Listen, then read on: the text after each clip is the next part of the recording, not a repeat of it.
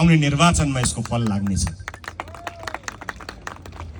यही चितवनले अन्याय पर्दा न्याय दिनका लागि उठाएको आवाजको बिउ बोकेर हामी राष्ट्रिय स्वतन्त्र पार्टीका रूपमा गत निर्वाचनमा उभियौं।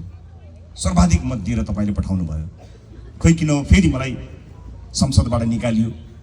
मैले सहर्ष स्वीकार गरेँ र पुनः निर्वाचनमा तपाईहरु समक्ष आएँ।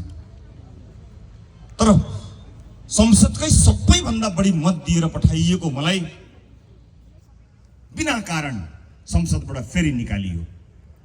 म फेरि यहाँ आएको छु। म फेरि चितवन आएको छु।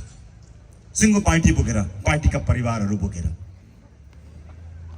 उपस्थित आमा बुवा दाजुभाइ दिदीबहिनीहरू, मलाई न्यायप्रेमी जनताप्रति विश्वास छ। यो लडाई एउटा चुनावका लागि लडेकै होइन। गत निर्वाचनमा पनि मैले भनेको थिएँ, यो एउटा निर्वाचन लड्नको लागि लडिएकै होइन।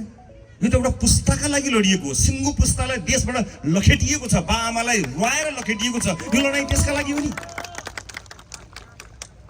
म कता कता सुन्छु पुराना दलका नेताहरू संसद पुनर्स्थापनाको रट लगाइरहेका छन्। कुन संसद पुनर्स्थापना?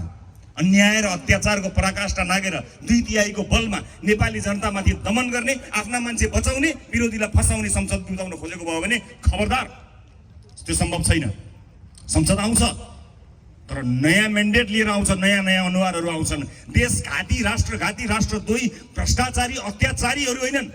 राष्ट्रप्रेमी, राष्ट्रका सन्तानहरू आउनेछन्। नेपाल आमाका सुपुत्र सुपुत्रीहरू आउनेछन्। संसद आउँछ, फ्रेस म्यान्डेट लिएर आउँछ। हामी फेरि आउँछौँ। हामीले शान्त विद्रोह गरेका थियौँ। हामीले गरेको विद्रोहमा चितवनमा हामीले फुल र मुस्कानबाट सुरु गरेको होइन।